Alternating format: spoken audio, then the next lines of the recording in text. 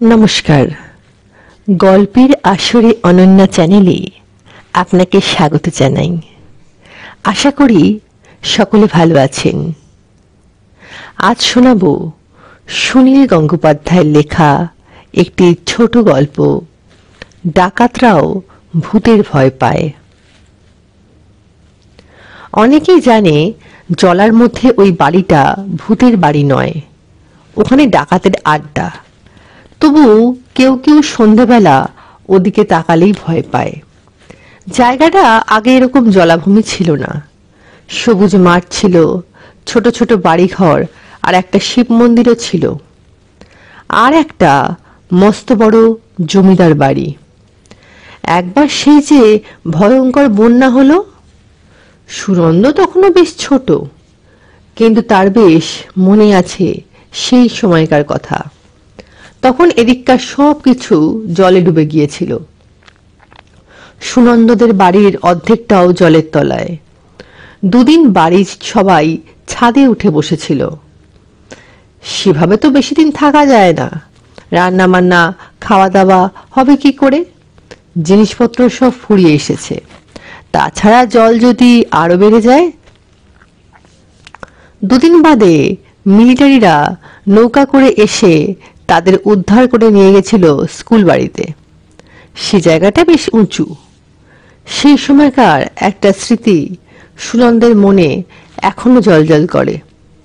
নৌকা করে যেতে যেতে চোখে পড়েছিল একটা বাতাবি লেবুর গাছ। প্রচুর বাতাবি লেবু সেই গাছে। এত বাতাবি লেবু যে খেয়েও শেষ করা যায় না, রোজ খেতে খেতে অরুচি হয়ে যায়। সেই বাতাবি লেবু গাছটার অনেকটাই ডুবে গেছে, শুধু উঁচু হয়ে গেছে দুটো ডাল। তার একটা ডালে জড়িয়ে আছে মস্ত বড় সাপ, আর একটা ডালে একটা বিড়াল। এমনিতে সাপ আর বিড়াল খুব শত্রু। বিড়ালের গায়ে খুব লোম বলে সাপে ছোবল দিতে পারে না, আর সাপের চামড়া হরহরে বলে বিড়ালও কামড়াতে পারে না। দেখা হলে এই দুজনই রেগে ফোঁস ফোঁস করে। কিন্তু সেদিন বন্যার মধ্যে বিপদে পড়ে কেউ কারোর দিকে ফোঁস ফোঁস করছে না, দুজনেই তাকিয়ে আছে করুণভাবে। তারপর এক সময় তো বন্যার জল সরে গেল, কিন্তু ওই দিকটা অনেকটা ঢালু ছিল বলে সেখানকার জলটা গেল না। অনেকটা জায়গা কোনো পুকুর বা দিঘির চেয়েও অনেক বড়, প্রায় একটা হ্রদের মতো। লোকে বলে জমিদারের জলা। বন্যার সময় জমিদার বাড়ির লোকজন অন্য জায়গায় সরে গিয়েছিল নিশ্চয়ই, তারা কেউ আর ফিরে আসেনি। সে বাড়ির একতলাটা এখনো জলের তলায়। নৌকায় ছাড়া যাওয়ার উপায় নেই। তবু তো সে বাড়িটা এখনো টিকে আছে। অন্য অনেক ছোট ছোট বাড়ি আর বেঁচে ওঠেনি। শিব মন্দিরটারও ভগ্নদশা। সুনন্দদের বাড়ি এই গ্রামের দক্ষিণ পাড়ায়। সে পাড়া ফিরে এসেছে আগের অবস্থায়। স্কুল বাজার সবই খুলে গেছে অনেক দিন। সুনন্দ স্কুলের শেষ পরীক্ষা দিয়েছে, এবার সে কলেজে পড়তে যাবে। সুনন্দর ইঞ্জিনিয়ারিং পড়ার ইচ্ছে, সেজন্য যেতে হবে খড়গপুর IIT-তে। সুনন্দ জয়েন্ট পরীক্ষা দিয়ে সেখানেও সুযোগ পেয়ে গেছে। এখন অবশ্য কিছুদিন ছুটি। সুনন্দদের বাড়ি থেকে জলাভূমির সেই জমিদার বাড়িটা দেখা যায়। অত বড় একটা বাড়ি, কেউ থাকে না সেখানে। সেই জন্য কেমন যেন রহস্যময় মনে হয়। দোতলা তিনতলাতেও কতগুলো ঘর, কয়েকটা ঘরের জানলা খসে গেছে, কয়েকটা ঘরের জানলা আছে, কোনো কোনো জানলা খোলাই থাকে, আবার জোরে হাওয়া উঠলে বন্ধ হয়ে যায়। সেদিকে এক দৃষ্টিতে তাকিয়ে থাকলে এমনি মনে হয় যেন ঘরের মধ্যে কেউ ঘোরাফেরা করছে। এক একদিন রাত্রে সে বাড়ির ছাদে দেখা যায় একটু আলো, দু তিনটে আলো, ঠিক মশালের মতো। সে আলো স্থির থাকে না এক জায়গায়, উঁচু নিচু এদিক ওদিক হয়, ঠিক যেন মনে হয় কেউ আলোর মশাল নিয়ে সেখানে নাচে। যে বাড়িতে কোনো মানুষজন নেই সে বাড়িতে রাত্রিরে আলোর নাচ দেখলেই অনেকে ধরে নেয় এসব ভূতের ব্যাপার। অনেকে ধরে নেয়, সবাই নয়। গ্রামেও কিছু কিছু মানুষ এখন আর ভূত পেতে বিশ্বাস করে না। সুনন্দ বিজ্ঞানের ছাত্র, সে ভূতের কথা শুনলে হাসে। ওদের বাড়ির কাজের মেয়ে বাসন্তী ওই আলোর নাচ দেখলেই ভয় চিৎকার করতে থাকে। চিৎকার করতে করতে বলে, ওগো এদিকে কেউ তাকিও না, তাকিও না, ভূতের আগুন দেখলে চক্ষু অন্ধ হয়ে যায়। সুনন্দ তাকে হাসতে হাসতে বলে, বাসন্তী মাসি, ভূত ফুতরা তো অন্ধকারের জীব, তারা আলো কিংবা আগুন নিয়ে কারবার করে না। ভূতের সঙ্গে ফুত বলায় বাসন্তী দোকানে হাত চাপা দিয়ে চোখ বুজে দৌড়ে চলে এলো। ভূত যদি না হয় তাহলে কারা ওই বাড়িতে রাতে আগুন নিয়ে নাচানাচি করবে? সাধারণ মানুষ কেউ ওখানে যাবে না, তাহলে চোর ডাকাতরা নিশ্চয়ই। সুনন্দর ছোট মামা আকাশ বলল, চোর ডাকাতদের তো গোপনে লুকিয়ে থাকার কথা, তারা আগুনের খেলা দেখিয়ে ওদিকে তাকাতে বাধ্য করবে কেন? তাহলে খুব সম্ভবত আলেয়া। আলিয়া নিয়ে অনেক রহস্য কাহিনী আছে, কিন্তু আলেয়া ব্যাপারটা আসলে কি তা সুনন্দ জানে। এরকম জলা জায়গায় মাঝে মাঝে এক ধরনের গ্যাস জমে যায়, কখনো কখনো সে গ্যাস দপ করে জ্বলে ওঠে। দূর থেকে মনে হয় কোনো মেয়ে যেন জলের মধ্যে আলো হাতে নিয়ে হেঁটে যাচ্ছে, তাই ওই আলোর নাম দেওয়া হয়েছে আলেয়া। আসলে মেয়েটি কেউ থাকে না, ওই আলো একটু বাদে নিভে যায়। লোকে ভাবে অদৃশ্য হয়ে যায় মেয়েটি। অনেক মানুষ সেই আলেয়া দেখলে পাগল হয়ে যায়, এমন গল্পও প্রচলিত আছে। কিন্তু আলেয়ার আলো সব সময় জলের উপরই থাকে, তা 3 তলার বাড়ির ছাদে উঠবে কেন? এটা অসম্ভব। আকাশ বলল, তাহলে এমন হতে পারে চোর ডাকাতরা এই আলো দেখিয়ে দূরে ওদের দলের লোকেদের কিছু সিগন্যাল দেয়, সেটা শুধু তারাই বোঝে, অন্য কেউ বোঝে না। ও বাড়িতে সাধারণ মানুষ কেউ যায় না। তবু আকাশ সুনন্দকে বলল, চল না, নৌকা করে আমরা ওই বাড়িটা একবার ঘুরে আসি। চোর ডাকাতরা আমাদের দেখে কি করবে? আমরা তো পুলিশ নই, তাদের ধরতেও যাচ্ছে না। জমিদারদের বাড়িতে যেও যেতে পারে। মা বাবা শুনে দারুণ আপত্তি করলেন। তারা বললেন, কি দরকার ওসব ঝামেলা করার? একেই বলে সুখে থাকতে ভূতের কিল খাওয়া, না যেতে হবে না। কিন্তু আকাশ খুব জেদি আর সাহসী। সুনন্দরও যাওয়ার খুব ইচ্ছা, কিন্তু বাবা মায়ের সঙ্গে তর্ক করে সে জিততে পারত না। বাবা যদি বলতেন যেতে হবে না, ব্যাস, তাহলে আর কথা নেই। কিন্তু আকাশ বারবার বলতে লাগলো, অত পুতপুত করলে জীবনে কিছুই হয় না, এমনকি ইঞ্জিনিয়ার হতে গেলেও সাহস থাকা দরকার। গ্রামের বিজ্ঞান চেতনা সমিতির 3টি ছেলেও দলে জুটে গেল। নদী থেকে তুলে আনা হলো নৌকো, জোগাড় করা হলো 5খানা লাঠি। একেবারে শেষ মুহূর্তে এসে এই দলে যোগ দিলেন বিশু চৌধুরী।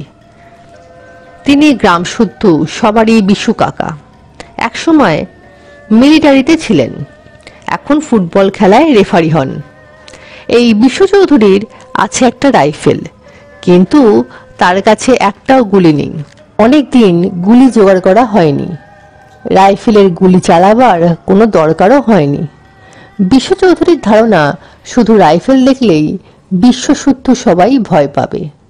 সুনন্দরা যখন নৌকাটায় সবেমাত্র উঠেছে, তখনই বিশু চৌধুরী কাঁধে রাইফেল নিয়ে এসে বললেন, ওরে, আমিও তোদের সঙ্গে যাব, যদি ডাকাত ফাকাত থাকে ধরে নিয়ে আসবো। নৌকাটা চালাতে লাগলো মমতাজ আর সুদীপ নামের 2টি ছেলে। ওরা বিজ্ঞান চেতনা সমিতির সদস্য। নৌকাটা এসে থামলো জমিদার বাড়ির দোতলায় একটি ঘরের জানলার সামনে। জানলাটা আছে ঠিকই, কিন্তু কোনো গ্রিল কিংবা শিক নেই, সেজন্যই নামা গেল ঘরের মধ্যে। বিশু চৌধুরী রাইফেলটা বাগিয়ে ধরে বললেন, আমি আগে যাব, তোরা আমার পেছন পেছন আয়। এই ঘরের মধ্যেও ছপছপ করছে জল। তারপর একটা বারান্দা, একতলাটা একেবারে জলে ভর্তি। সেই জলে কয়েকটা শোল মাছ ঘোরাফেরা করছে দেখা যায়। একতলার সিঁড়িটাও ভেঙে গেল। 3 তলায় যাওয়ার সিঁড়িটা অবশ্য আস্ত আছে।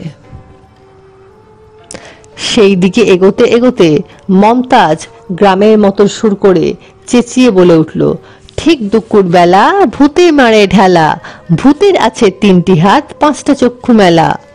রক্তিম নামে আরেকটি ছেলে বলল, তুই গল্পটা জানিস?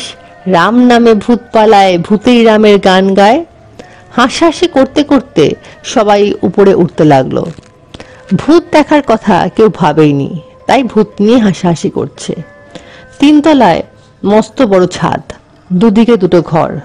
ভূত তো নেই, ডাকাতদেরও কোনো পাত্তা নেই। হয়তো দিনের বেলা তারা এখানে থাকে না, রাত্রি বা থাকবে কেন?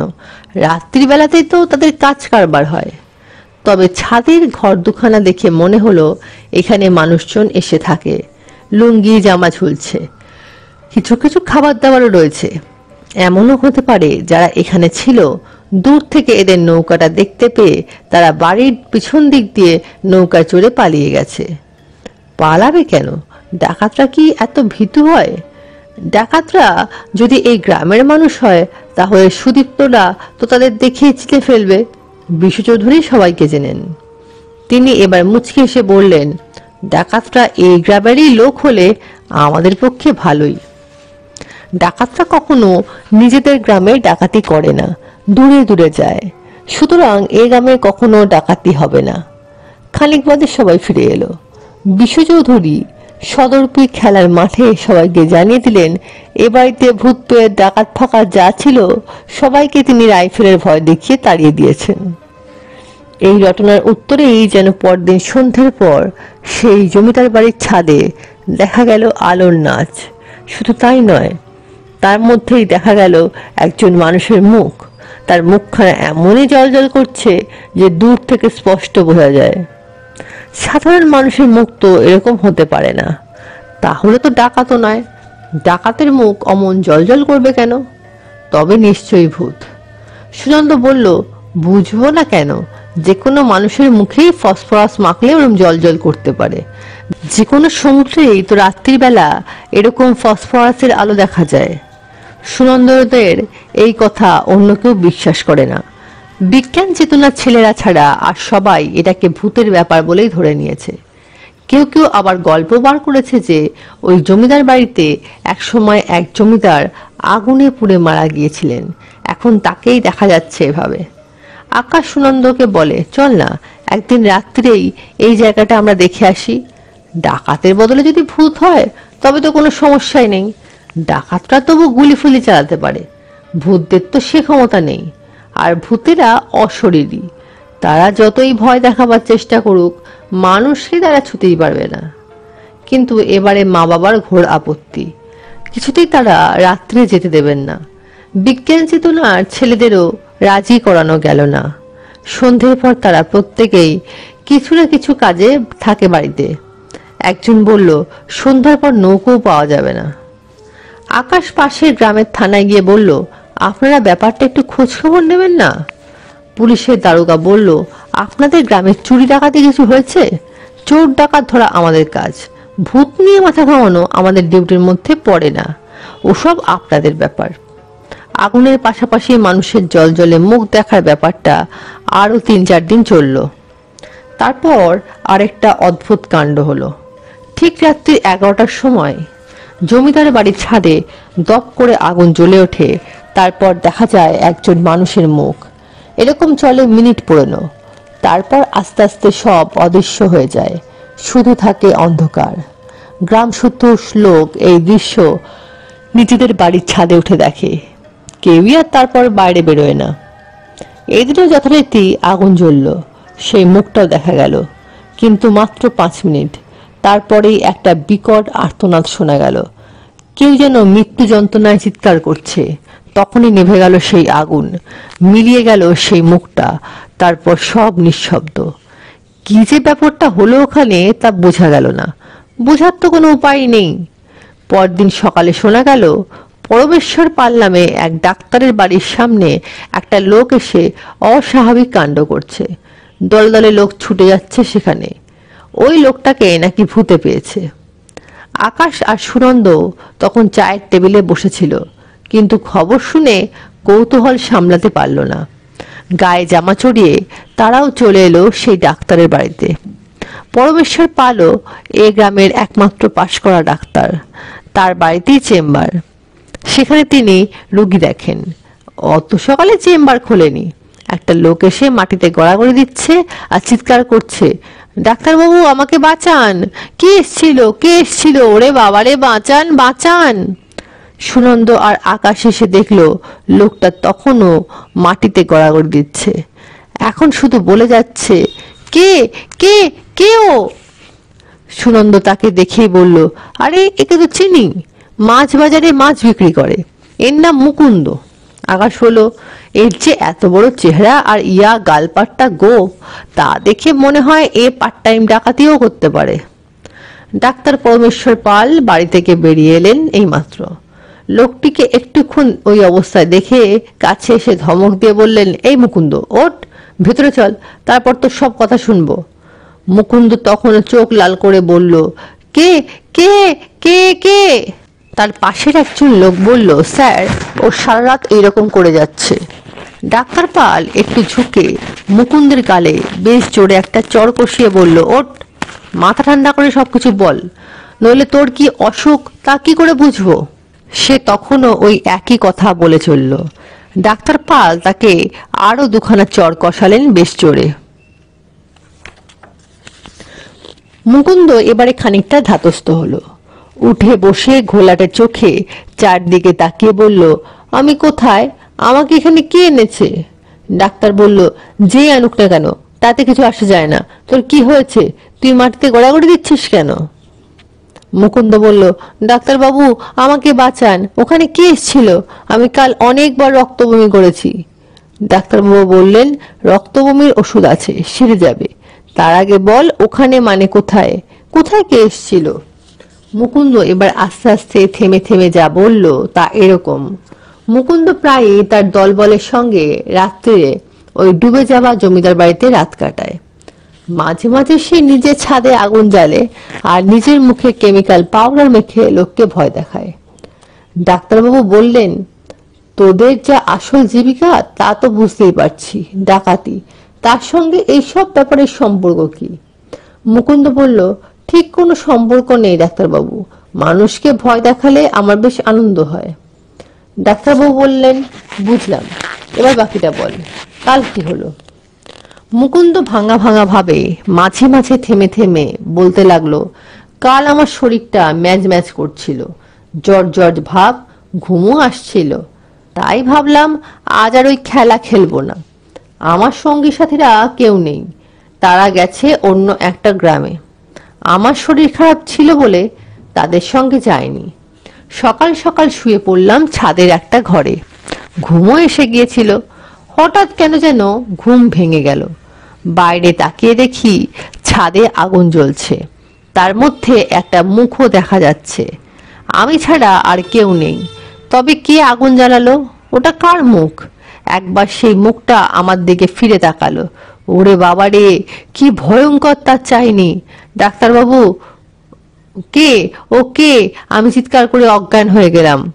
তারপর আমি অনেকবার বমি করেছি, আমার বুকটা ধড়ফড় করছে, দোহাই ডাক্তারবাবু আমায় বাঁচান, এমনি করলে আমি এক্ষুনি মরে যাব। মুকুন্দ আবার সেই রকম চেঁচামেচি শুরু করতেই ডাক্তারবাবু তাকে একটা ইঞ্জেকশন দিয়ে ঘুম পাড়িয়ে দিলেন। এবার আর কারো সন্দেহ রইল না যে ও বাড়িতে ভূত আছে। মুকুন্দ যে খেলা দেখাতো, আসল ভূত এসে তার চেয়েও ভালো খেলা দেখিয়ে দিল। মুকুন্দকে ডাক্তারবাবু সুস্থ করে তুললেন। তারপর সে বিশু চৌধুরী আর অন্যান্যদের সামনে কান মুলে ঘোষণা করলো, সে ডাকাতদের দলে ছিল ঠিকই, কিন্তু জীবনে আর সে কখনো ওই দলে যাবে না। ডাকাতি ছেড়ে সে আবার শুধু বাঁধ ধরবে। ডাকাত দলের অন্যদের কি হলো কে জানে, তারাও আর ভূতের ভয়ে কেউ ও বাড়িতে যায় না। ছুটি ফুরোতে আকাশ চলে এলো কলকাতা। সুনন্দ ইঞ্জিনিয়ারিং পড়তে খড়গপুর এসে ভর্তি হলো, কিন্তু তার মনে একটা খটকা রয়ে গেল। কিন্তু ভূতের ব্যাপারটা তাদের গ্রামের মানুষ মেনে নিলেও সে এখনো বিশ্বাস করতে পারে না। এমন কি হতে পারে যে মুকুন্দ সবটাই বানিয়ে বলছে? সে নিজে ভূত সোজার খেলা দেখাতো, সেটা এমন কিছু ভয়ের ছিল না, কিন্তু এই গল্পটাই বেশি ভয়ের। এটাই আসল ভূতের গল্প। হয়তো ডাকাতি করা ছেড়ে দেবে বলেই মুকুন্দ ওই গল্প বানিয়েছে, যাতে অন্য ডাকাতরাও তাকে অবিশ্বাস না করে।